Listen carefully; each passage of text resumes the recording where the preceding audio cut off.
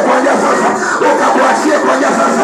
Wewe kamata uvimbe huo, ninaliongea uvimbe unapasuka kwa jina la Yesu. Uvimbe unapasuka, uvimbe unapasuka, unaachia kuanzia sasa. Iwe kwenye kizazi, unaachia kuanzia sasa. Ninaliongea kwa jina la Yesu. Yesu ndiye mponyaji wetu. Leo unaponywa, leo unaponywa, leo unaponywa, leo unaponywa, leo unaponywa.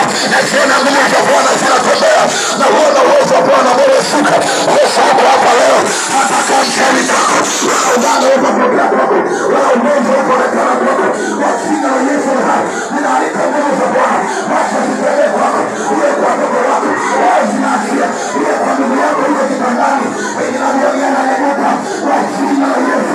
Ile nguvu ya Mungu inatembea, ninamenya kuyaliko kwa damu ya Yesu. Yote miguu inapasuka kwa jina la Yesu.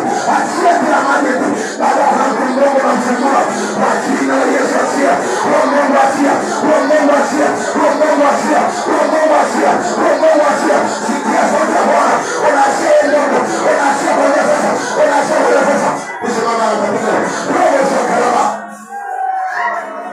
Tunakamata madhabahu, nakamata madhabahu, nakamata madhabahu. Nimewashika wenye maajabu, wenye misimu, wenye wapanga, wenye wachawi.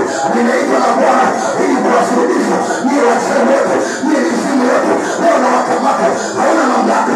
Nimepewa mamlaka ya kukanyaga nyoka na nge na nguvu zote zile adui, wala hakuna kitu chochote kitakachonidhuru. Leo nakamata ile misimu yote. Achia kwenye ngongo, achia kwenye kikomo, achia kwenye kombo, achia kwenye kombo. Ninaongea kwa damu ya Yesu. Unaachia, unaachia homa zote kwa damu ya Yesu. Nakamata hiyo roho na isambaratisha. Wacha uponyaji wa Bwana utembee kwako, wacha uponyaji utembee kwako, utembee kwako. Uponyaji wa Bwana umwage kwako, umwage kwako kwa jina la Yesu.